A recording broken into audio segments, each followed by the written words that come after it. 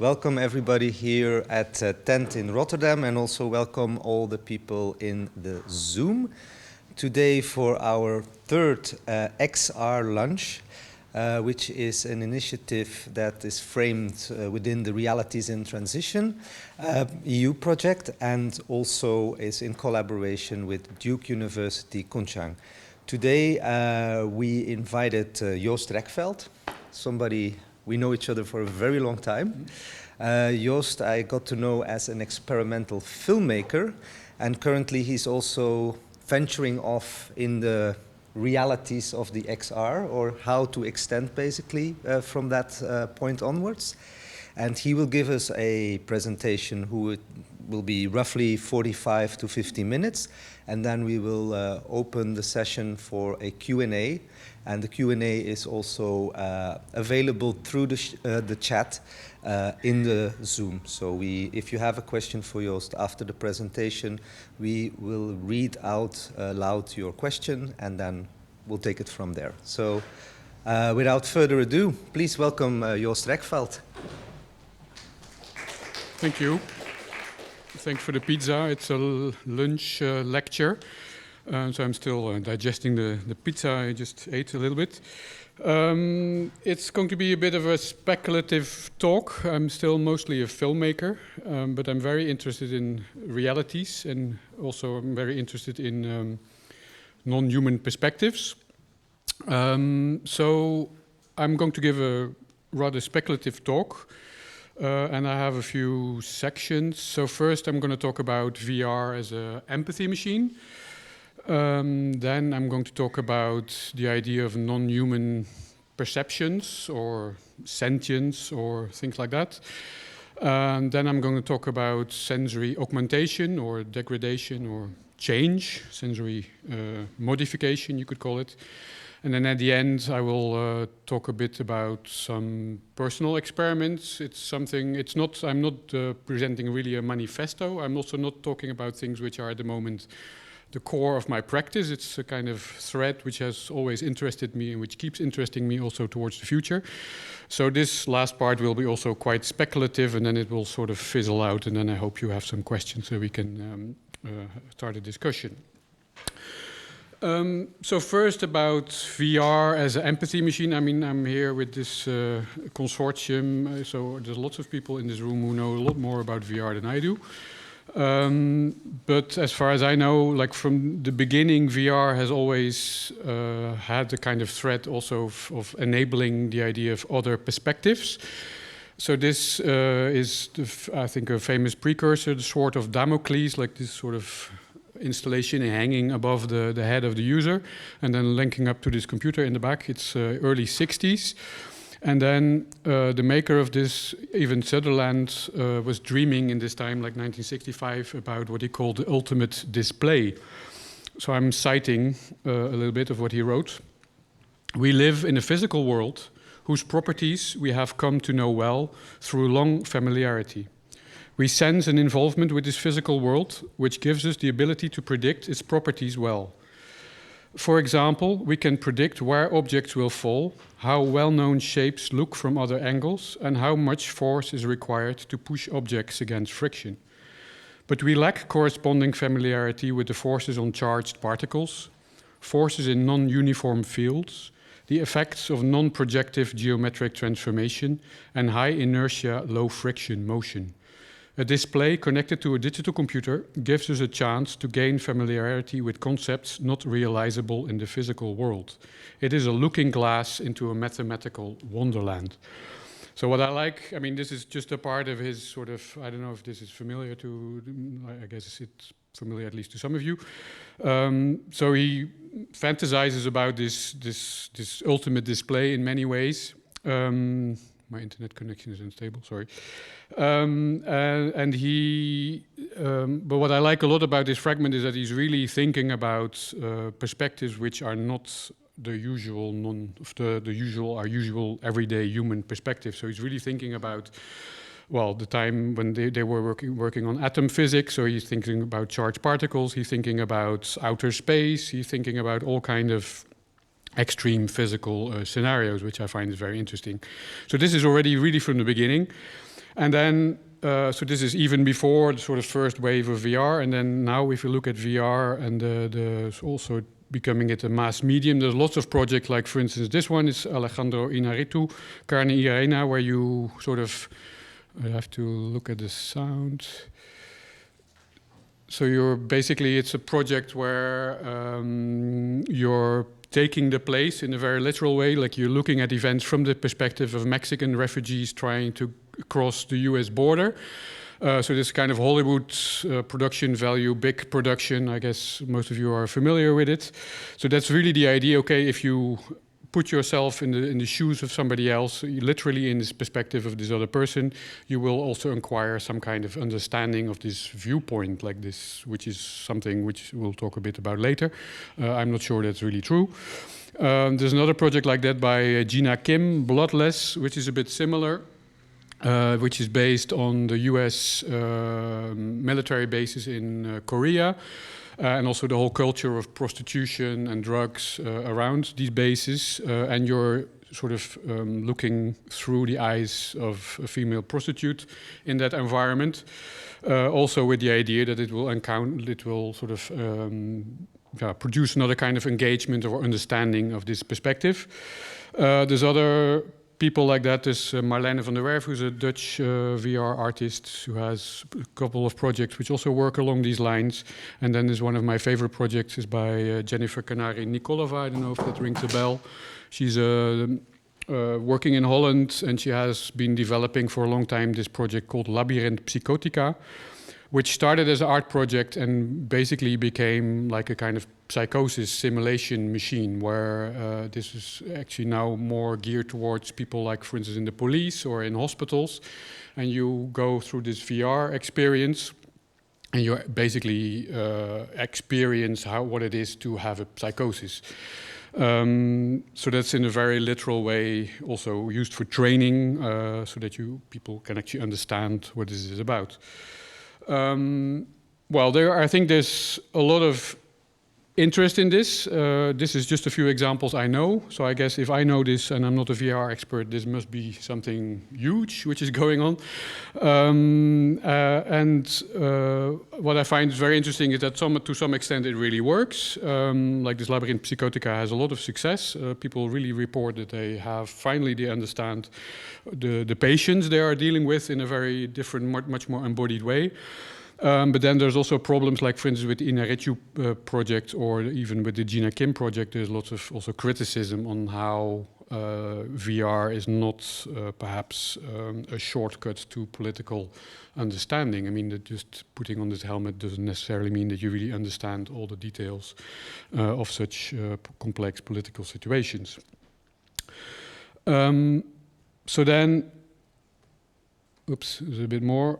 So this is recent projects, but then if we go back a little bit to the first wave of VR, like in the 90s, there were already also a couple of projects which were looking at this idea of other perspectives of VR as a kind of empathy machine, and also looking at it through this idea of the more than human, or sort of connecting to things which are perhaps not a perspective of somebody else, but perhaps a perspective of the environment, of things around us.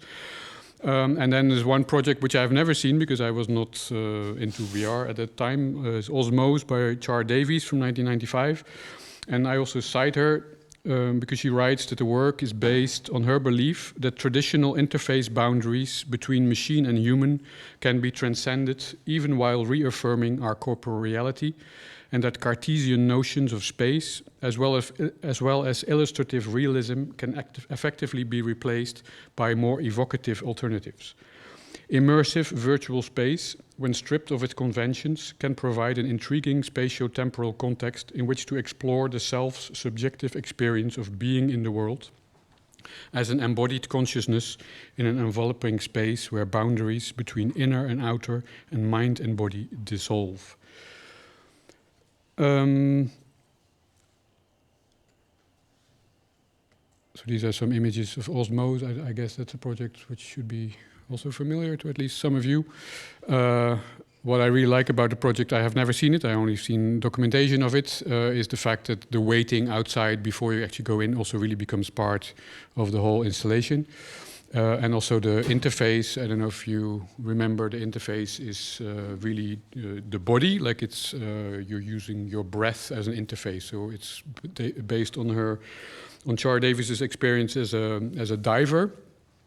So if you breathe in, you go up in the virtual world. If you breathe out, you go down. So you can use the control of your breath as one way to navigate through this world, which also creates an embodied kind of connection, which a lot of virtual reality pieces, of course, don't have in that way.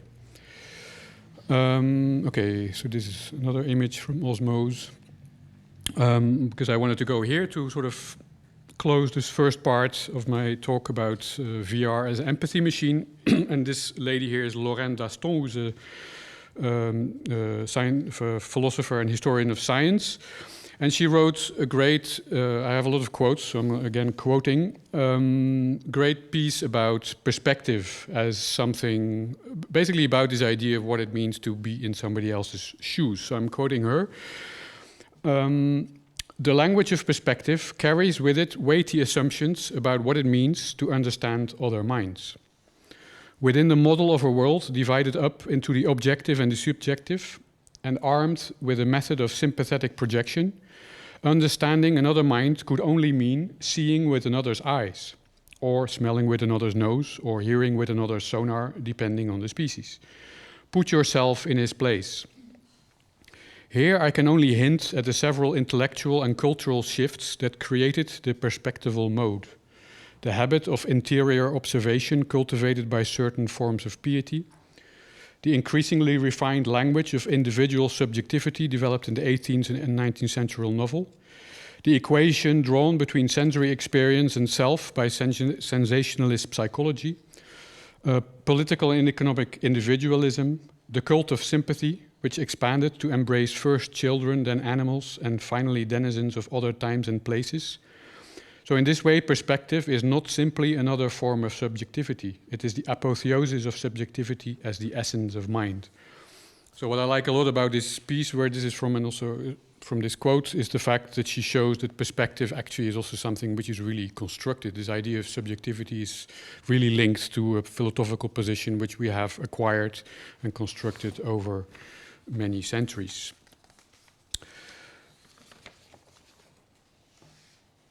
Okay, so I'm looking a bit at the time.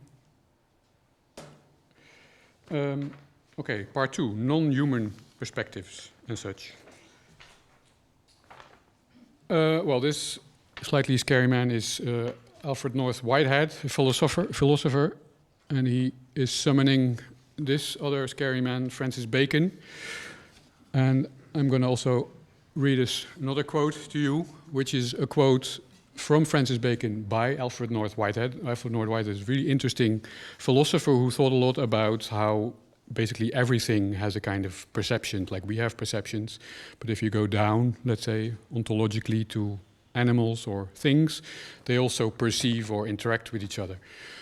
And to sort of make his point, or to show that this point he makes in sort of, this was around 1930, that to show that this point already existed and has been a kind of thread in Western philosophy, he cites Francis Bacon, who is often cited as one of the precursors of ideas linked to modern science. And he talks about bodies. It is certain that all bodies whatsoever, though they have no sense, yet they have perception. For when one body is applied to another, there is a kind of election to embrace that which is agreeable, and to exclude or expel that which is ingrate. And whether the body be alterant or altered, evermore a perception precedeth operation. For else all bodies would be alike one to another.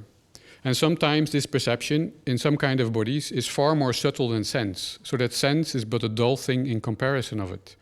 We see a weather glass, will find the least difference of the weather in heat or cold, when we find it not. And this perception is sometimes at a distance, as well as upon the touch, as when the lodestone draweth iron, or flame naphtha of Babylon, a great distance off. It is therefore a subject of a very noble inquiry to inquire of the more subtle perceptions, for it is another key to open nature, as well as the sense, and sometimes better. And besides, it is a principal means of natural divination, for that which in these perceptions appeareth early, in the great effects cometh long after. well, had forgotten a little bit that it's 17th century English, so I'm sort of preceded all these things. But I hope the point is sort of clear. I think it's a great premonition of modern science. Like, he basically talks about how objects influence each other, so that you can detect the weather which is coming by looking at a barometer, the weather glass, for instance. But he does it in 7th century language, so it's also still very magical. Like, it's really about all these objects sort of mysteriously impacting each other and perceiving each other and agreeing with each other or disagreeing with each other, which I think is a very beautiful way to look at these things, which are now called scientific and are sort of not perceived in these terms anymore. And this is also exactly the point I think Whitehead wanted to make by quoting this particular author. So I jump a lot through time. So this is early 20th century. This is Baron Jacob von Uexküll. I don't know if you've ever heard of him. He's an Estonian, very early theoretical biologist. And he's very interesting because he was, I think, the first to really think about the perceptual world of non-human species, like especially animals. And he tried to develop some kind of vocabulary or an approach to think about it from a non-human standpoint. Like, he was very early in this, and he was hugely influential on a lot of philosophers because of it. And he did lots of really great experiments. This is him in his lab. He worked a lot in Naples, where they have this bay, and he was specializing a little bit in mollusks, all kind of sort of sea animals. And he wrote, this is probably his most famous book, De Umwelt und Innenwelt der Tiere. So it's the environment and the inner world of animals. Umwelt has become a term in itself associated with the ideas of Uexküll. And basically his idea was sort of pre-cybernetic a little bit, is that we all exist, we all consist of cycles like this. And he calls this the Funktionskreis. So it's like the functional loop, you could call it. So it's a kind of feedback loop. And then basically what happens in this feedback loop, if you go, for instance, on the right, you see the receptor. That's all the things we are receptive to. And species are not receptive to the same things. And also species change. Like, I'm not so hungry anymore, but I was hungry half an hour ago. So I was very receptive to these pizza boxes. And then basically the idea of this perception action loop, that's also another way to put it, is that you have these receptors, they latch onto the pizza boxes. You do, so I eat some pizza, and then, so that's the merknets, so that's inside of me, and then there's the wirknets, so that's my sensory organs talk to my muscles, and then the muscles open the pizza boxes. I eat. And that's then my effect on the outside world. And then basically the idea of all these loops is to annihilate their stimulus. So if I'm hungry, I'm receptive to things which stop my hunger. And then, so this loop goes in action. And then if I'm not hungry anymore, I'm less receptive to the pizza boxes, and I'm ready to perceive other things. So simple animals have very few of these. Like the famous example of von Uexküll was the tick. It was a very simple animal who just clings to the branch like this, waiting, and then he's only receptive to I think it's the acid which lives on the skin of mammals. And then when he smells this acid, he goes, yeah, and he lets go, and then he hopes he falls on this mammal in question, and then he has another loop. He has only two in this phase of his life. The other loop starts working, which is to look for hot, humid places. So then he sort of scratches, goes to a hot, humid place on the body of this mammal. And then he sort of drills in, and then this part of his life is concluded. And this part of his life consists only of two loops. And we are a complicated being as humans, so we have plenty of these loops. I hope this makes a bit of sense. So what's interesting about this is that it's quite abstract. So it's a kind of like this loop is the sort of abstract way to look at the sensory world of all possible species, because basically the world of every species consists of all the things they are receptive to. And for a tick, it's only a few things. For humans, that's many things. And for dogs, for instance, it's also many things, but other things than humans. So you get this idea of worlds overlapping at the points where objects may have meaning for more than one species. I get all these weird error messages. I hope it works. And And then, well, Van Uxküll did many things. I'm not going to spend too much time explaining his work, but I can never give a talk without showing this picture. It's one of my favorite scientific experiments. So what we see here is a snail sort of fixed in a lab, and he's walking on this humid billiard ball or bowling ball or whatever, a ball. So he's just going and walking on this ball. And then once in a while, like once every second, to be exact, this thing on the right, it's a kind of turning thing. He's hit by a stick every second, which sort of passes by. And because snails are much slower in their perceptions than humans, we see that this stick is only there every second, but the snail thinks, hey, there's a surface. So he tries to climb this stable surface he's perceiving. So what I like a lot about this, I mean, I find it's a very pretty picture for an experiment. What I like a lot about this experiment, is the way it shows how relative the world of all these beings are. That we can say, hey, this stupid snail doesn't see it. He's hit by a stick every second, and that there's not a surface. And then we look at all these things like projectors and stuff, which are, of course, also, if you are a fly and you fly through this projection, it's like 30 times a second. It's dark, and then bright and dark. And we stupid humans, we are so slow and dull that we don't perceive this kind of flashing lights, which emanate from screens and projectors and things like that. So, okay, that's Jacob van Uxküll. And then, oh yeah, there's another picture. He was also the first, like he was the first to really think about, try to understand the world of other species from the inside, from their point of view, as you can say. And he's also, I think, the first to actually make pictures of how it would be to be in the viewpoint of another species. So he has this photograph of a village street. This is 1933. And then he has this picture, which is the same scene, but then seen by a fly, like with the visual acuity of a fly. And then this is from the perspective of a mollusk, so some kind of animal living in the sea.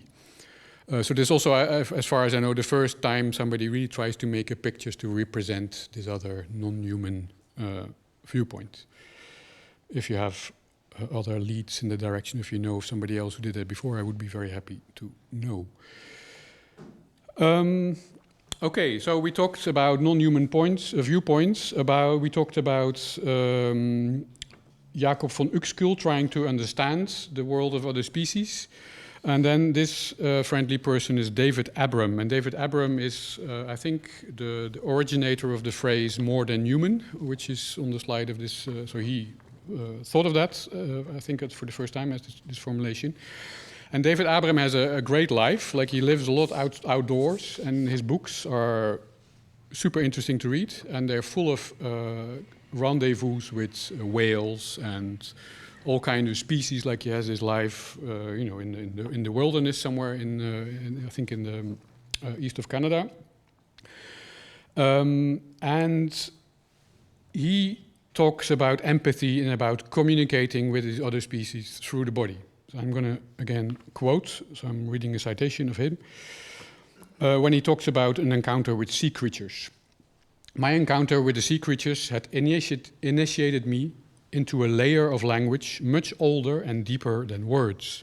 It was a dimension of expressive meanings that were directly felt by the body, a realm wherein the body itself speaks, by the tonality and rhythm of its sounds, by its gestures, even by the expressive potency of its poise. A space of earnest communication that unfolded entirely without words, a carnal zone of articulations broadly shared across species. It was a dimension wherein my verbal self was hardly present, but where an older animal awareness came to the fore, responding spontaneously to the gestures of these other animals with hardly any interpolation by my interior thinking mind. So one of the points he makes in his books is that we Western urban citizens, we forget our bodies, and we forget a kind of knowledge we have, and which he finds again when he's in his amazing life in the outdoors, having encounters with walruses. And then he talks about one encounter in his book with a whole group of walruses, where he's so scared, and then he starts singing to them, and then through his voice he realizes he's finding this sort of ancient communication he had forgotten. I will talk about it later, but it's an idea of that we have a kind of innate ability to communicate with other species through our body, because we share our body, we can communicate. I will come back to this point later. Then another author is Ian Bogost, thinking about completely different things, also as a urban citizen, but thinking much more about also the objects which surround him, and less in a frame of that these objects sort of clutter the thinking mind, but more also as a way, okay, this can also be a way to think philosophically as a philosopher about how objects have their own life, like looking at the objects we surround ourselves with. So I have a few quotes, but the main reason I talk about him is that he coined this term alien phenomenology, which I find is a fantastic term. To be very honest, I'm not 100% sure what he really means with it, but I'm just, perhaps we can sort of lift up some tips of the veil by quoting him.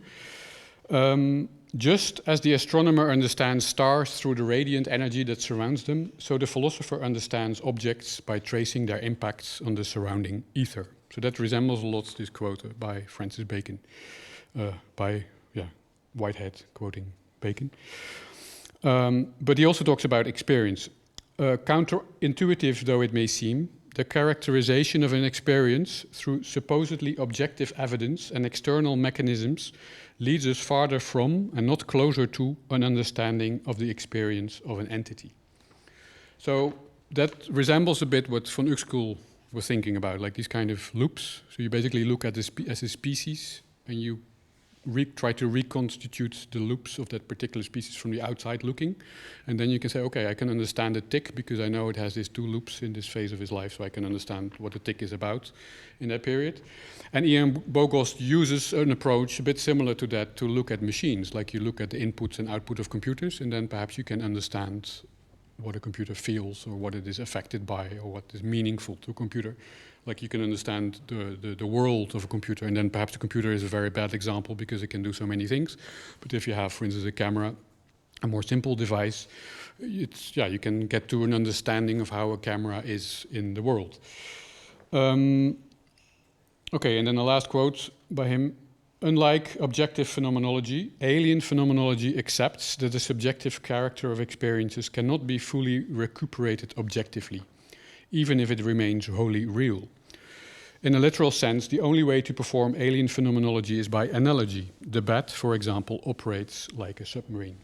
And then he basically says, well, if you have this kind of outside perspective, you will never really get to what it really is to experience like a camera experiences. I'm just using the example of a camera. He uses the example of a bat, which is an example which is often given, of course, because bats have such a different perceptions than humans, because bats perceive by sonar. Okay, I have to speed up a little bit. Instead of showing the quotes, I tend to show pictures of the people. I think that's nicer. Then I can just try reading it and that you understand me. So this nice lady is Vinciane Desprez, who's a Belgian, Wallonian, French-speaking philosopher who is specialized in the behavior of ethologists. And ethologists are humans who study animals. So she basically studies the relationships between the ethologist and the animals, but also the other way around. Like she has fantastic stories about how actually also animals have to adapt to all these humans. She has a fantastic article she wrote about young people in France who had tried to reinvent the profession of a shepherd, like going around with sheep and herding sheep, and which is a profession which had sort of more or less disappeared, so they have to reinvent it. But then she also looks at the sheep, and then the sheep also have to reinvent being shepherded, because they also lost their culture of being shepherded, which I think is great. So her texts are always full of this very interesting inversions, and you're like, oh. And she talks about romantic empathy. versus what she thinks is what empathy should be or could be, which is something which is much more historically and artificially constructed. So when she talks about romantic empathy, I always have to think of this David Abram, who has, this innate ability to sing to walruses and be understood. And Vincent Desprez is sort of disagreeing or sort of pointing out other ways to think about empathy. And she cites a few people. This person, I don't know, you might have heard of her, Temple Grandin. I don't know if you ever heard of her. She's an American consultant. And she's a consultant for the American meat industry. So she goes into meat plants, so basically like big factories where they slaughter animals. And then there is a glitch in their plants, because at some point all the cows, they don't want to go through this corridor. And then she goes into that corridor, and then she looks around, and then she says, oh, it's because there's a moving shadow on the floor, and cows hate moving shadows, so please remove that shadow. And then like that she consults the meat packing industry by putting herself in the shoe of animals. And the reason she says she can do this is that she's autistic, so she perceives in a different way than most humans, and she says that she's actually perceiving in the way animals perceive, and that cows and pigs perceive in a way which is quite close to a human autism. And then Vincent Desprez says, well, she presents herself as a kind of romantic empathy person, like as if this is an innate ability she only has. But then Vincent Desprez points out all the different ways in which, in fact, Temple Grandin is constructing this. Like she's learning, she's thinking about perception in a very specific way, and also she's thinking about animal perception in a very specific way. And then another example Vincent Desprez mentions is by other ethologists who, for instance, study dogs, and then also talk about mirror neurons, and that they have this ability to understand what the dog wants. But then also Vincent Desprez points out that this is only possible after like 3 decades of very careful observations of dog behavior. So this is not something which is innate or naive, but it's something which is also constructed. And then she makes this difference between what she calls semiological perspective and affected perspective. And semiological perspective is, she gives the example of Jacob van Uxküll, so that's looking at species from the outside, so having a kind of God's eyes view. And then the affected perspective is that you're in fact part of that situation, that you put your body in that situation, that your body is affected by that situation, and that through your body you start understanding what matters in that situation. So I'm going to quote her a little bit while looking at the time. Searching for what matters no longer involves just producing a cold and disaffected inventory, untied to the observer's feelings. The searcher is no longer pursuing a semiological query, and as a result, understanding another being's perspective requires the researcher to take into account the fact that some things are more meaningful than others. It requires the observer to give them some worth and some affective values. Okay, so I talked about VR as an empathy machine as a kind of introduction, and I talked about non-human perspectives and ways to understand them. And now I want to join this to link this to what has been a very long interest for me, is the idea of sensory augmentation. And my interest in that got triggered when I read, I don't know, ages ago, about sensory substitution experiments. And sensory substitution basically means that you replace one sense by another. And this is an experimental setup by a Mexican scientist called Paul Bach-Irita. And he did experiments with people who were born blind, trying to see if he could sort of substitute their sense of vision by another sense. So basically what happens here, you see a kind of dentist chair or a hairdresser's chair, I don't know what it is, but something like that. And you see this strange grid in there, and this grid are basically little vibrating motors, like what you have in your phone. So they're little pins which press in your back, and they imprint an image by vibration. So and you can see that this image is about 20 by 20 pixels.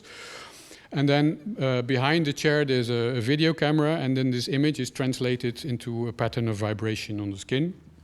So this is the image, for instance, and then you go sit in the chair, and then you feel this image vibrating on your skin. And then what he did is, after a few training sessions with blind people, at some point they started doing exercises, and at some point when you throw a ball at the person, it's not like, ooh, that's a strange feeling in my back, but it's like, hey, there's a ball. So then people start behaving as if they were actually perceiving visually, but then through their back. This has become a whole field of research. I mean, it's very marginal, but it is a field of research. So nowadays they also do like MRI scans and things like that. And it turns out that indeed these kind of stimuli, if somebody is trained, they end up in part of the brain which is linked to visual perception. So what's great about this is that this means that your sensory system, of our sensory system, can be reconfigured. It's very plastic. Like Bhagirath was interested in sensory plasticity, or the plasticity of our brain. But for people interested in perception, this also means, well, we can reconfigure and think of new interfaces. So this is a slightly later version of the Bhagirath experiment. So it's, instead of pins in the back, it's a grid of electrodes. So you have small currents going on this hairy belly. And then there's a little webcam type camera in the glasses. And then it's translated. And then after training, you can actually use this to navigate through a space and not bump into things and do things seeing people do. So the current version works with electrodes on the tongue. The tongue is the most sensitive part of your body, so that's you can be triggered and stimulated, and then you can perceive. So this is the current version of this. It's a device called BrainPort. So you have this little thing in your mouth, and then if you are trained, you can basically use this to see, even if you are not, if you're born blind, or you can start having behavior seeing people also have. You notice I'm a bit careful in calling this seeing, but in some ways it is seeing. And this is me a long time ago trying out this interface. I did it once. It's very strange. You really have to learn it. It tastes a bit like this popsicle, so like this kind of sweets you put in your mouth and they explode. That's a bit how it feels. And then this was a very simple task, like they had a line animation going on your tongue, and then you have to point like which way it goes. And then at some point they started showing you 3D scenes on your tongue, and then it's extremely bizarre, but you can sort of imagine. I mean, I only did it for 10 minutes. There was a line of people behind me waiting. But you can sort of imagine, like, if I train this, this might actually work. Like you can imagine that this could be a way to actually see without using your eyes. Okay, and then there's other. This is a whole field, so there's plenty of examples. I'm gonna not give them, but this is the voice written like it's very hard to read up there. It's a voice, but then OIC, like OIC, written in capitals.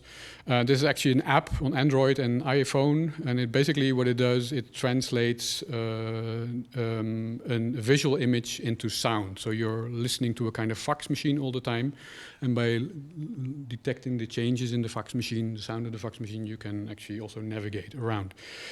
And that points me to what is another thing. It's like this whole field of sensory substitution.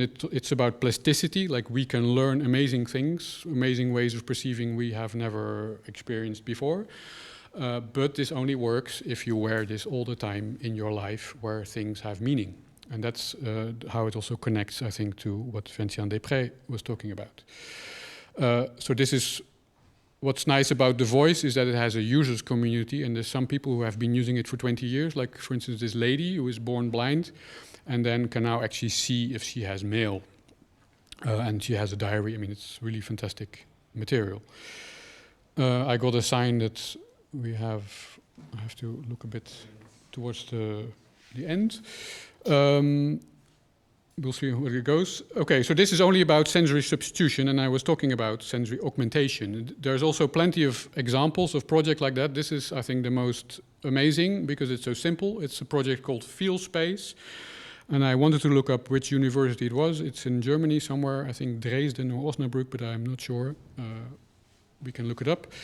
And it's basically a very simple device. You have a belt, and it has little vibrating motors. And what it does, it's that every minute or so, it tells you where the north is.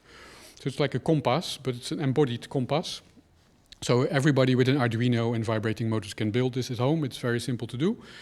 And then they used this for experiments where they had, I think, large groups of students, like 50 or 100, wearing this for months. And then it turned out, and I have to go back to the original papers, because I keep telling these stories, and I think the stories sort of get bigger and bigger. So please take a bit with a grain of salt what I'm telling you now. But there basically two things happened. One is that these people who did this for a few months started to develop some kind of ability to not get lost, a bit like pigeons. So if you would ask them, where is your house? They would say, oh, there. Look, irrespective, like I come from Brussels, so I took the metro and then the train, and then I was walking, and then I would say, well, my house is there. Like, I don't know where my house is because I don't wear this, and I'm not a pigeon. But they would have this ability to sort of home in on their house, whatever medium of transport they used in the meantime. So that was one effect. And another effect is that they became aware of many more spaces of the building they were in. Like, we are here in tent, so I'm mostly aware of this one space.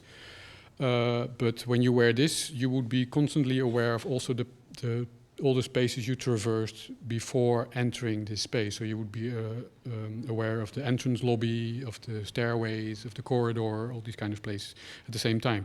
So what you see is that an extremely simple device, if you wear it for a couple of months in your daily life, it basically changes your sensory architecture, and you start feeling things which didn't have a meaning, or meaning in the world changes.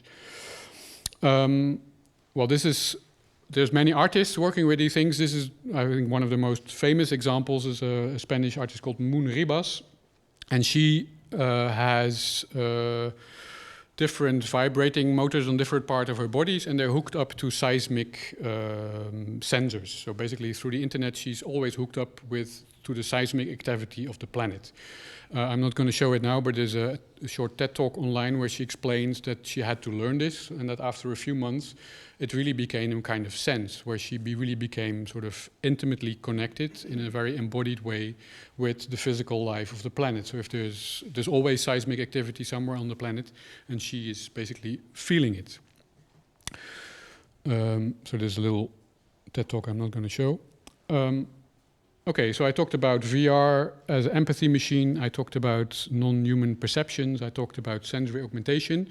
So now I get to the speculative fizzling out bit where I talk a little bit about project I've done. This is not the main part of my practice, but it's something I've been doing over the year, little projects in.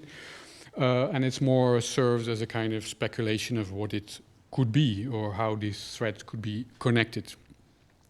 So first I tried thinking, okay, a long time ago, okay, if I would like to have some kind of radar sense, so I started using these kind of things. So you have a kind of thing on your head and you feel around you.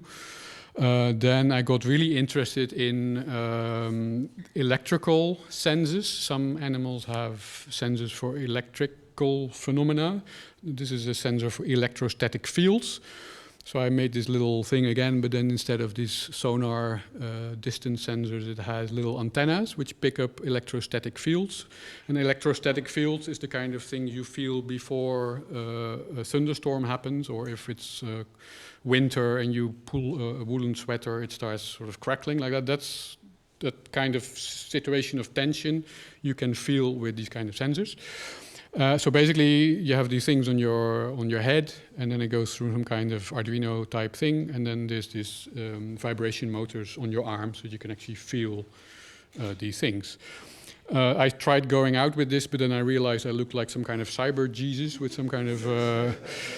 So I ended up doing something else. So this was where it was inspired by, like, some fish. Sharks, for instance, have cells in their body which sense this. And of course, underwater, this is very different than in air. So I was inspired by that. And then I also built some kind of device, a kind of camera to scan the environment and see what are these fields actually. And then I ended up doing something like this, like having some kind of antenna walking around and feeling it instead of having this strange thing on my head. This was less, people thought that I was sort of measuring something, or this was just before a NATO summit somewhere, and then they thought I was doing security. But anyway, what happened is that you feel these electrostatic fields and how they change when you walk around.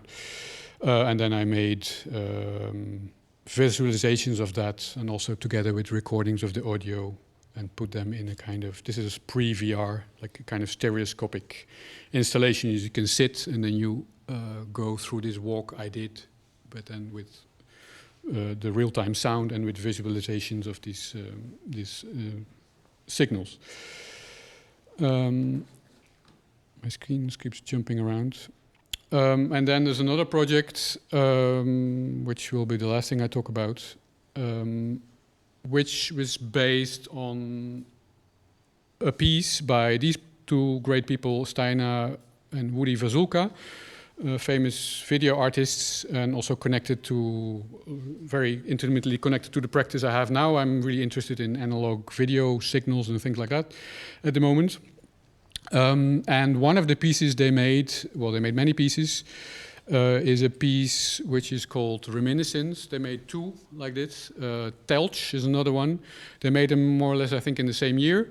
And basically what they do, they walk around in Bohemia and they film and they record the sound, and then the images go through a device which is called the Rut-Etra scan processor. So it's sort of transformed in a kind of abstract sonar-looking landscape, you could say. And some aspects of it, of this walking around, of this navigation, are preserved. Like, for instance, you still have the idea of a kind of perspective point moving around in the world, even though the world doesn't behave anymore in the sense the normal visual world does.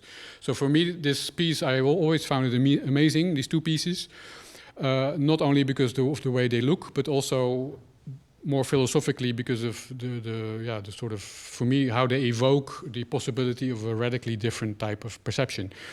So at some point I was asked to make a piece. So this is the Rut-Etra scan processor. Oops. This was my studio at the time. I was busy building stuff, doing things with high bandwidth analog video signals. And at some point I realized, oh, well, the stuff I built, I can actually build a Rut-Etra scan processor and do this. So I made a kind of homage piece to Steina and Woody. So this is the first image I got out of this system. And then this is an image from a video I made.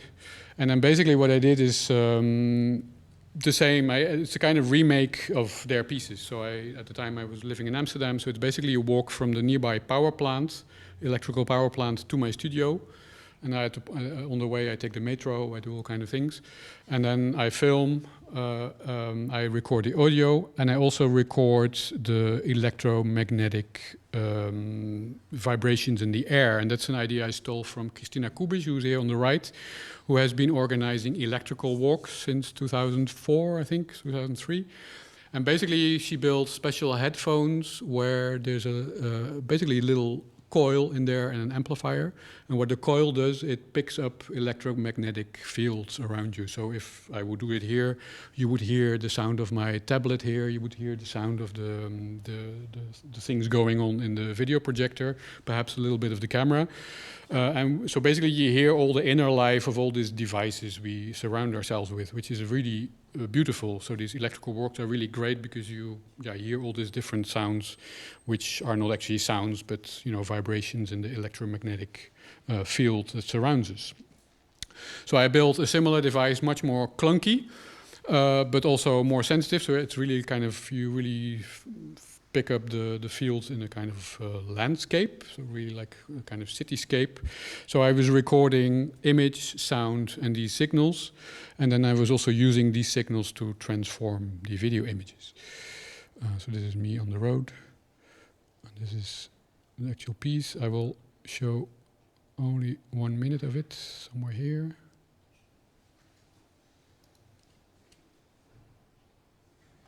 And then I should turn off the sound.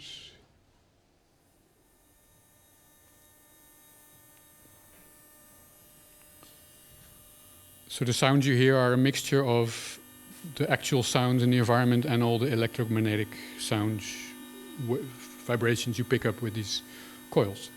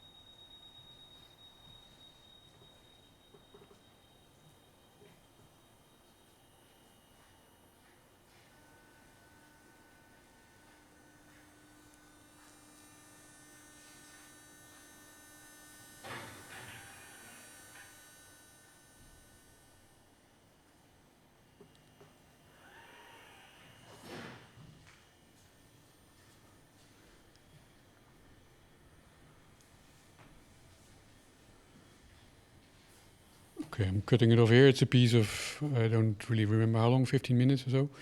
So it exists as a video piece. And that's one way it exists. It's sort of a finished piece. But another way it also still exists is as a kind of dream or future project, which I've not really done, but I did only some parts of it, is basically to do a real-time version of this, which is of course not so difficult. It's the kind of transformation the Rut-Etra scan processor does is you can do it in a computer, or you can simulate it in a computer. Of course, it has a different feel. And I made a kind of Android app at some point doing this, just using the in-camera and sort of faking the stereo using some input from another sensor, for instance. And then I did workshops where we were using this and also trying to reprogram the way it actually reacts to sensors, like for instance heat sensors or electromagnetic vibration, these induction coil microphone sensors. So I have different ways the image you see actually responds to the signals you pick up and also the way you move through the space. So these are very simple. This is just Google Cardboard with a phone in it with this app and then linked to some sensors and then trying out different things. I remember this was a workshop in Lima in Amsterdam, which is a beautiful 30s building. And I remember being lost in the stairway together with 3 people, completely tripping out because it's the image, like this is a very bad image. I don't really have good screen captures. This is just an image of my working bench. So basically it becomes completely abstract. So you get very, very disoriented very soon. And especially in areas with nice, clean, minimalist staircases. Okay, so this I think was the last slide. So I talked about VR as empathy machine. I talked about non-human perception, perspectives. I talked about sensory augmentation, and then at the end I made some tiny links trying to think about how all these things could actually fit together into a kind of different kind of XR projects. Thank you. Thank you, Joost, for your very inspiring talk. Thank you. And I hope we all digested the pizza by now and are ready for a lot of questions. So the floor is open for questions to Joost, and the floor, that means here the physical floor, but also our friends in Zoom. I believe we have 35-ish participants in Zoom. So please, for these people online, you can ask your question in the chat. Are there questions in the room?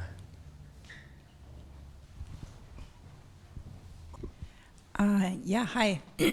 Thank you for a very inspiring talk, kind of a tour de force also. I think I very much liked how you sort of, or maybe you disagree with how I understood you or how I read you. I liked very much how you framed your thoughts about about all these approaches, kind of as an approach in the terms of a first-person narrative, maybe. Would you think that that is something that is very specific to the developments in XR? Because I also like that you also made a few references to how these ideas actually emerge in literature. So I would be very interested in hearing more about that.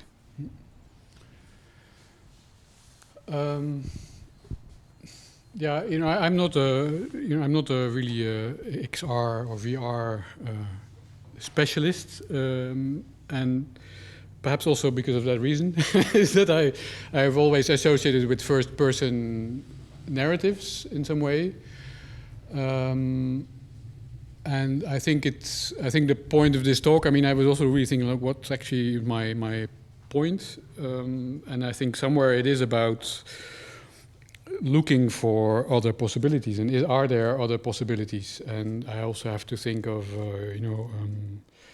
artists like Alfons Schilling. I know somebody I should have perhaps also put in here, who did fantastic projects with sort of pre-VR. This was, I think, also 1960s. He was a very good friend, actually, of Steina and Woody Vazulka. And he did fantastic projects about destroying the illusion of stereo vision. So he would have like two viewers, like small video screen, like this was before VR helmets, or like 60s, like small CRTs, like viewfinders, but then each showing radically different images. So like the whole idea of having a stereo point of view was not for him. So he had this amazing, and he also had amazing installations where, for instance, he had like just with mirrors, like kind of periscopes, but then also not looking at the same point, but one would be looking backwards and one in front. So and the way I give this example is also that I think there's really possibilities to think of that in a very different way. Like the whole point of VR, in a way, of course, is to make this one-person shooter game interactive, let's say, to put it very bluntly. That's the way how it was developed, and that's why a lot of choices were made the way they were made. But I do hope or think that there's lots of different possibilities. And I think also, like, for instance, in cinema, if I think about films like Leviathan, where you have all these different viewpoints on a fishing boat, like all these small cameras embedded in places. I think things like that should also be possible in VR or XR, but then, yeah, in a different way. And probably they already exist. I'm probably not the first one to think of these things. But that's the kind of thing I would be, really interested in to think about. I don't know if that answers a question. Or... Okay. We have another one from the chat. From Fred Colopi.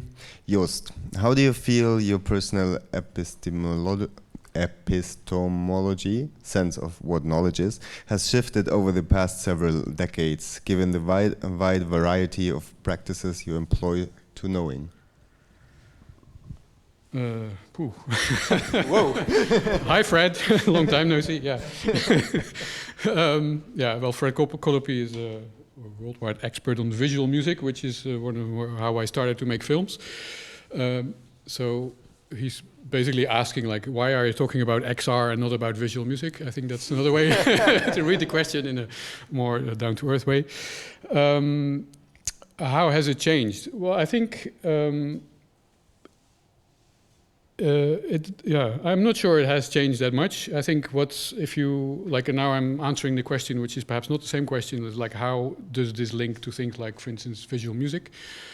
And I think there's something similar going on there, is that if you think about visual music, then one school of thought also thinks that this is innate, like we associate colors and tones or chords and colors in a different way because our bodies are configured in a different way, in a certain way. Just as, like, for instance, David Abram talks about empathy as something which is innate and just part of our bodily configuration. And I think that in both fields, I'm much more interested in the constructed version of it, because I don't necessarily believe. I mean, of course, there are in synesthesia just as in empathy, there are things which have probably to do with just the fact how our bodies are configured, that's for sure. But I think there's also plenty of things which are cultural or constructed or learned.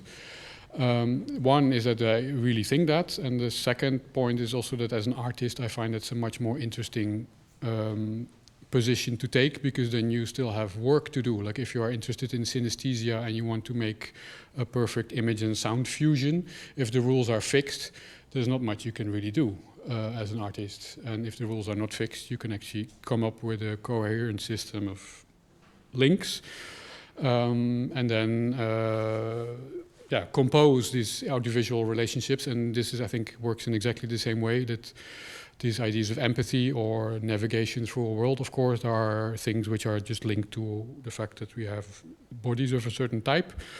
But I think there's plenty of choices which can be made, which try to expand or ignore or compose this in a different way. I hope that answered your question, Fred. We have another question from an anonymous attendee asking, is VR antisocial?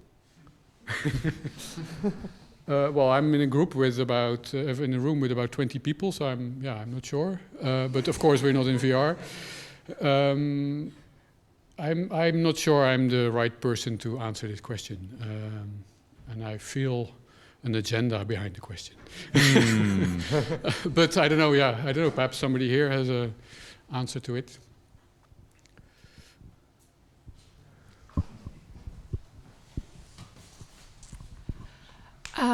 It depends on the way you use it, I think. It can be very antisocial but it really depends on the content that you're showing. And there are plenty of things that are not antisocial, but can be very social as well. If you put multiple people together in a VR experience, it can have a very social, can be a very social experience as well. Well, thank you for your answer to our anonymous attendee. Yes, another question? Yeah, thank you for your presentation. At certain point in your presentation, you said that some people believe that VR or the perception of the world through VR is not political. Maybe could you elaborate a little bit on that idea? It's a very short version of a criticism which I've read by people being made, and there also it's a part where I have an opinion, but it's perhaps not the most informed opinion. Like I was talking about, for instance, this project by Inaritu and also Gina Kim, like this kind of VR where you enter a kind of Hollywood VR experience, like Hollywood production value VR experience, like really well made, with lots of also big budget VR experiences, which put you in the shoes of a particular person in the narrative, with also the idea that it will make you sensitive to their position, like for instance the Central and South American refugees trying to enter the US. I'm to some extent skeptical. I mean, if it works, it's great. But I do think that this is not like putting somebody in somebody's shoes in a very literal way is not, I mean, it can be a way to educate, of course, because they will see things, they will understand certain things. But I think a lot of these, I don't think it's a shortcut toward resolving all political problems. Like just, like I just plonk you a VR helmet, like this is my viewpoint here, have experience it for a while and then you will understand me. I don't think that is a way to resolve political conflicts. That's, I think, was the point I was trying to make, and I made it in a very brief fashion. And I think also it relies a bit on this idea that this is a bit similar to when I talked about Vincent Després, this idea of a kind of romantic empathy, that this will just work. And I'm not sure it will just work. I mean, it has to be constructed. It's also a language you have to learn. Just as with cinema, it's also a language you have to learn before you can actually decode these films. And I think this works in exactly the same way. So I don't think it's a shortcut. That was the point I was trying to make. We have another question in the chat from Stefano Zucchini. Have you looked into some examples of collective sensory perception where a whole group of organisms, mammals or humans perceive an event in opposition to the personal point of view perception? Yeah, it's a great question. I have never, I mean, I know some example of, like I've been collecting artists' works who, yeah, the work of artists, like references to artists who are interested in making like, you know, extrasensory or like sensory interfaces or sort of do things which resemble sensory augmentation or degradation or modification. And some of them, which I find really interesting, are collaborative. So you have, for instance, the person, like if you, a lot of these interfaces work, like you have some kind of vibrating motor, like something which interacts with your actual body. And you have some kind of sensor, which picks up something you cannot normally sense.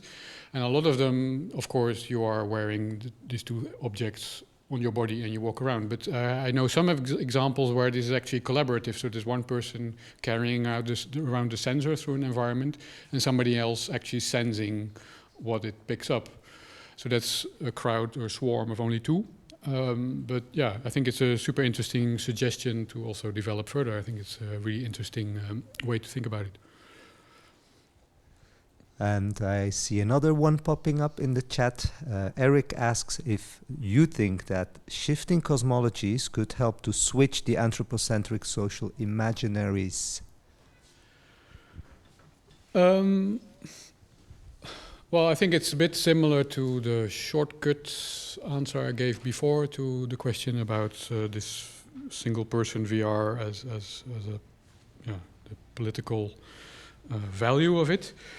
Like, for instance, the Moon Ribas, the one example I gave of an artist doing something like sensory augmentation, she really cites this as her motivation. Like, she wants to literally feel the planet, to have this sort of more than human experience all the time of the whole planet.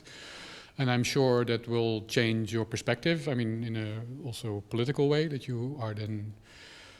but then when I say this, I can also imagine that if you are a CEO of Shell and you feel the whole planet, you will feel very different things.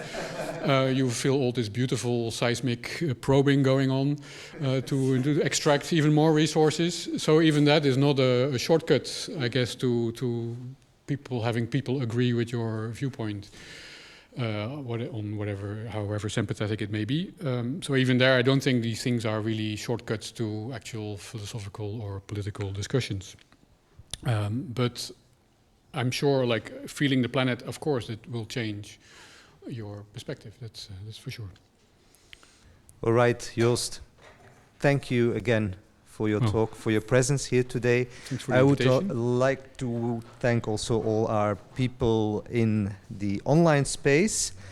We will slowly disconnect, and I wish you all a very pleasant Thursday afternoon, and see you next time. Thank you very much.